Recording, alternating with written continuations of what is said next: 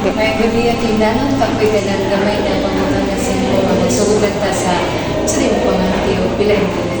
Ng gabi. Mula isip siya na gusto ko, 44 years old. Kanang sa imong nabantayan at kita na kung sa kahaang mga tradisyon o kultura diya sa atong lugar.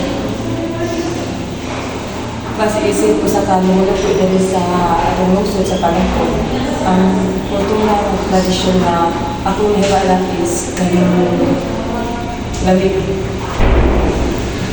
Festival, which is kanang una siya ang tradisyon niya, hindi rin mawala. So, unsa man kasagaran mo ato na event?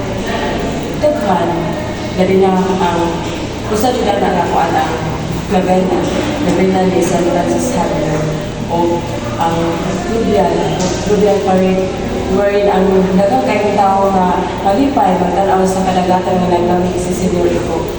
Unya, usa po na siya kakuan nga magparada sa kadalanan si Senyor Iko o pilipod siya daghang kayong mga kuan nga malipay kay tungod si Senyor Iko nga mga patron na mag-inabangon dali na sa mga katangalan sa Palangkod. Nya ate ka lang, gusto pa may lain mong nabantayan mo sa pamatasan sa karaang tinuan ali sa atong lungsod. Daghan o. Isip ko sa kapalungkuran daghan ko na kuanan nga ang mga taga-Palangkod is kanang maabi-abihon.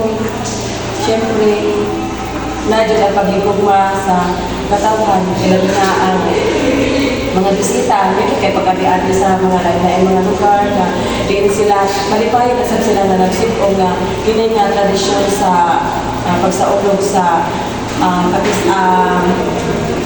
iwaan yung Senyor Iko is ganun, malipay kayo sila kung ano na ang tradisyon na isunod sa mga pagkakuan, which is nalipay kayo sila labi na sa pagbisita sa panahon sa kapistahan.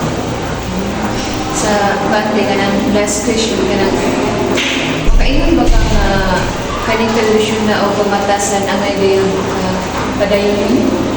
Siyempre, yung person nga padayon siya kay hindi na ito makita kung sa ka higugmaon ang sa ka kalungunganon sa iyang sikataw.